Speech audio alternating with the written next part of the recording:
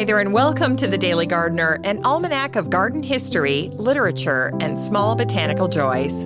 I'm Jennifer Ebling, and today is May 26th. The nighttime temps are finally holding.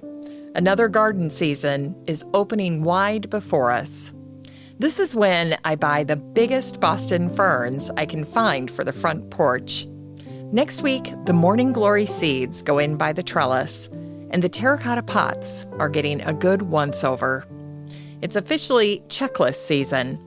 Every day in the garden, there are boxes to tick, and new jobs get added every single day. It will be like this until the last fall tasks get done, or not. It's funny how when spring finally arrives, those leftovers from last autumn don't seem so important anymore. It's all relative. How can you compare cleaning tools to harvesting the first radish or that first stalk of rhubarb? Check away. Here's today's garden history. It was on this day in 1863 that the American scientific illustrator Orra Hitchcock died in Amherst, Massachusetts. She was 67 years old.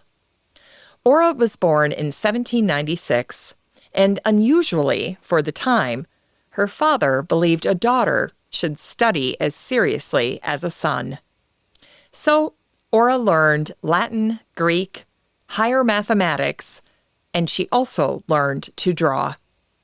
In her early 20s, Orra became a teacher at Deerfield Academy, where a young minister named Edward Hitchcock was falling in love with geology. And then he fell in love with her. In 1821, Orra and Edward married. She was 25, Edward was 28. After their marriage, they moved to Conway, Massachusetts, where Edward served as a pastor. In Conway, they lost a baby. The grief was real, and it stayed with her. Years later, traveling in Europe, Orra would stop in front of funerary sculptures of young mothers who died in childbirth, and she could not look away. In the winter of 1825, Orra and Edward moved to Amherst. This is where her work quietly transformed how science was taught. Edward needed images to make geology intelligible. The college had no funds for teaching charts, so Orra made them. Enormous classroom illustrations, large enough for students to see from the back of the room. Geology, botany, zoology, and anatomy. Most dramatically, one reconstruction of an iguanodon, a prehistoric reptile-like beast as long as a city street, stretched 70 feet across linen that Orra had painted herself. For decades, whenever Edward needed a visual, Orra stopped what she was doing and picked up her pencil. Throughout all of this, Orra also raised 6 children and kept a house that welcomed students and scholars. In the dedication of his book called The Religion of Geology, Edward wrote to Orra, "While I have described scientific facts with the pen only, how much more vividly have they been portrayed by your pencil?" In 1850, Orra and Edward visited Europe. She was 54, and she had never left the country. In a small plain notebook, she wrote everything down. At the Botanic Garden at Regent's Park in London, she found her way to the greenhouse of American plants, rhododendrons, kalmias, and azaleas, and she wrote, "I really would never have imagined such a beautiful sight. I'm sure I can never forget it." And then she thought of her daughter Mary back in Amherst, and she wrote these words, "If Mary could have seen what we saw today, it seems to me she would throw all her plants in the street." No, she would not. Her perseverance, she would apply the same unceasing care as ever, and feel the same delight in seeing them grow, and now and then put forth a bud, and then a flower. In Switzerland, as Orra watched women labor in the fields, she wrote, "Women doing the hard work, such as holding a plow, carrying heavy burdens on their heads, indeed all sorts of men's work, cows harnessed in carts. Shame for cows and women to be thus treated." In the spring of 1863, pneumonia confined Orra to bed, back in her home at Amherst. For a short time, she seemed to rally, but then her strength faded. Orra was anxious to see all her children before she died. When the last one arrived, she said, "All is right." She died around 6 in the evening. Long after her death, Orra's classroom drawings remained. Thousands of square feet of painted science that students learned from for decades. And in a small notebook, written in Orra's own hand, her voice still remains. And it was on this day, in 1863, that the British botanist William Jackson Bean was born in Levening, a small rural village in North Yorkshire, England. His family called him Bill. From the beginning, soil was already in him. Bill's father was a nurseryman. His grandfather was a nurseryman. His great-grandfather was a nurseryman. Bill was meant to be next. But when Bill was 6 years old, his father died. That's when his mother, Lydia, took over the nursery and seed trade to keep the family afloat. At 16, with the business barely holding, Bill left Yorkshire and took on an apprenticeship at Belvoir Castle, the seat of the Duke of Rutland, working in someone else's garden to learn the trade and earn his living. At 20 years old, Bill arrived at the Royal Botanic Gardens, Kew, and stayed. There, he began as a trainee gardener and worked his way up until he became curator, responsible for the living collection. Those were the years when new woody plants were arriving in waves from China and the Himalayas. Crates of seeds, unfamiliar saplings, and labels written in distant hands. They had to be planted, watched, and tested against frost. Bill understood hardy things. He knew how to spot a plant that could take a winter, carry time, and ask for very little. In 1914, he published Trees and Shrubs Hardy in the British Isles. Quietly, Bill wrote most of it at night, after full days in the gardens. In time, the book was so useful, so exact, and so steady in its judgment that gardeners stopped using the title and simply called it Bean. Not the man, the book. Though by then, the two were nearly the same. Above all, Bill had strong opinions, quietly delivered. Of the variegated plants flooding the market, Bill wrote, "Perhaps more rubbish is foisted on purchasers of trees and shrubs in the shape of variegated sorts than of anything else." Bill wasn't trying to wound anyone. He was defending the gardener, defending the promise that a plant you carry home will be worth the years you give it. Bill retired in 1929 and moved to a house on the edge of the Royal Botanic Gardens, Kew. He kept walking the paths. In his final years, Bill spent time correcting proofs for a new edition of his book.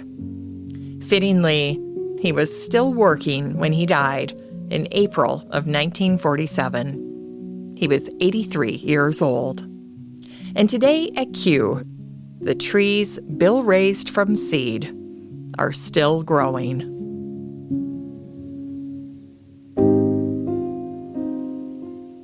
In today's Unearthed Words, we hear an excerpt from a 1979 Guardian essay by the Polish-British art critic Waldemar Januszczak, featured in Ruth Petrie's book called Notes from the Garden, a collection of the best garden writing from The Guardian.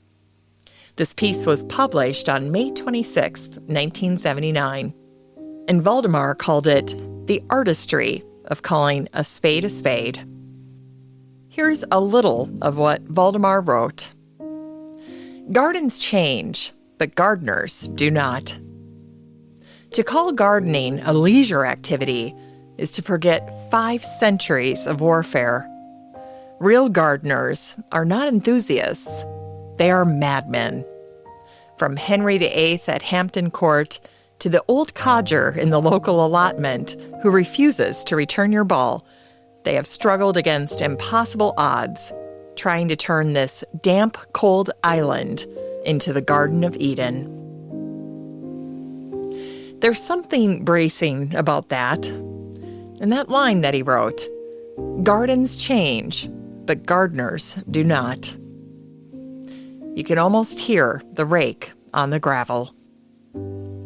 And Waldemar refused the idea of gardening as leisure. He called it warfare, madness, and obsession. Which, if you've ever tried to outwit slugs in May, feels fair.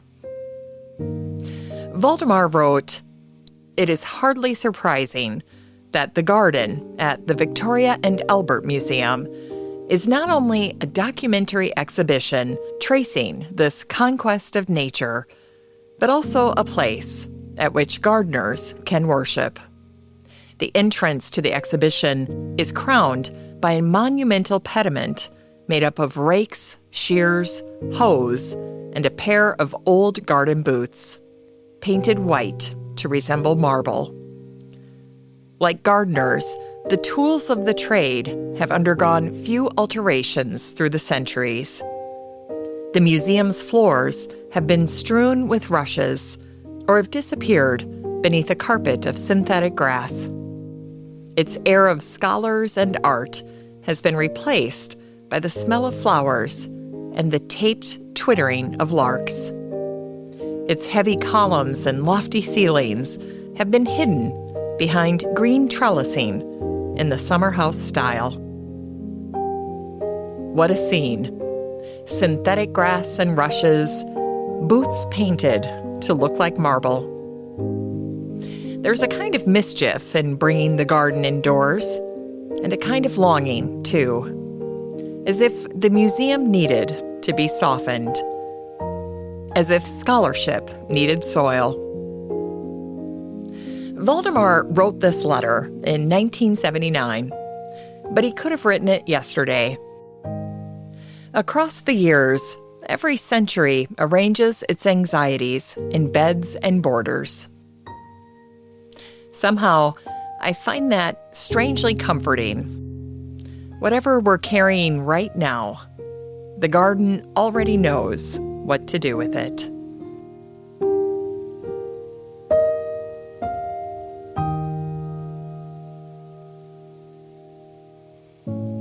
It's time to grow that garden library with today's book, Orchid, A Cultural History by Jim Indersby. This book is part of Specialty Gardens Week, which means all this week's book recommendations focus on a particular plant or a particular practice. Today's plant is the orchid, and this book asks a question that turns out to be surprisingly hard to answer. Why have humans been so utterly obsessed with orchids? Jim Indersby follows the orchid through science, empire, romance, and death.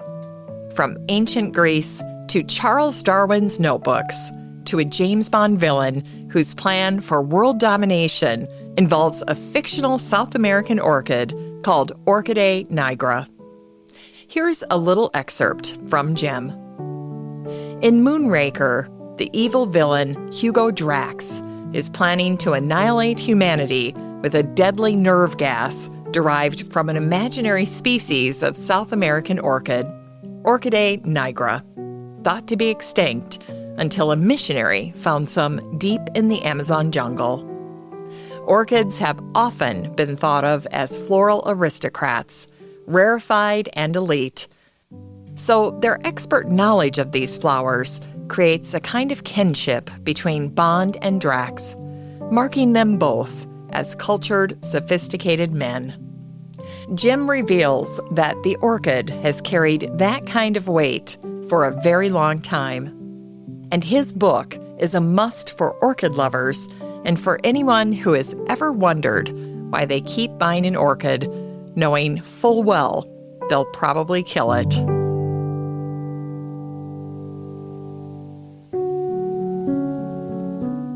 And finally, here's something sweet to ignite the little botanic spark in your heart.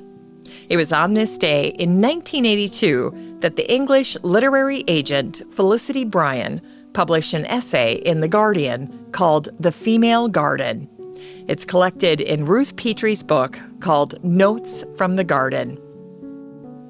Felicity spent her life championing other people's writing, but on this day, she was asking her own question: do women make better gardeners than men? To make her case, Felicity started with two neighbors, same country, same era, completely different gardens. She wrote, "Above all, Phyllis gardened like a man," said Marjorie Fish of her neighbor and friend Phyllis Rice, not as a compliment or a criticism, more a description of a method and an overall approach, which to her was foreign. Meanwhile, down the road, Marjorie Fish was perfecting a cottage garden at East Lambrook Manor. The scale, human and intimate. The garden is very much an extension of the house. In her search for the answer, Felicity kept pulling threads. She asked designers what they noticed, and the answers came back in the same language. "I'm sure," said Penelope Hobhouse, "that men feel much more strongly about straight lines. With women, it's much more like embroidery, interweaving colors and textures." Eve Molesworth agreed. She said, "Women prefer to interpret nature and go along with the rhythm of a garden, which is so wonderful." And then Felicity wrote, "Gardening, like novel writing, both arts which women do well, is essentially a domestic, uncompetitive, and solitary art, which can be pursued at home."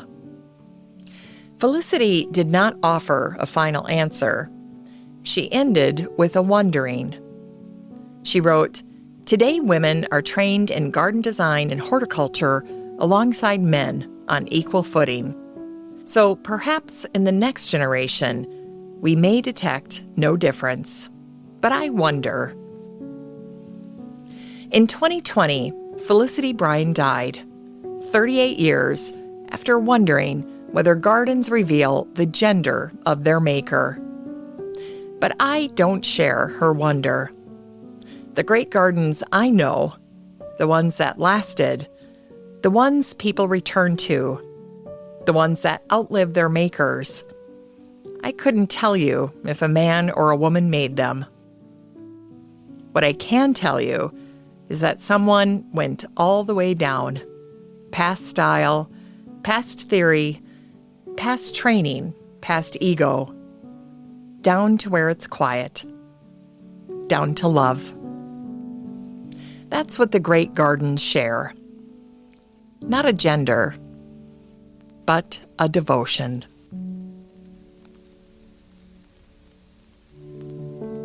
As we close the show today, remember, the garden checklist will never be finished. There will always be one more pot to scrub, one more tool to hang, one more thing you meant to do. But the first radish doesn't wait for tidy. The rhubarb doesn't care if the shed is organized. Spring has its own priorities. So tick off what you can, let the rest slide, and step back long enough to taste what's ready. Thanks for listening to The Daily Gardener, and remember, for a happy, healthy life, Garden every day.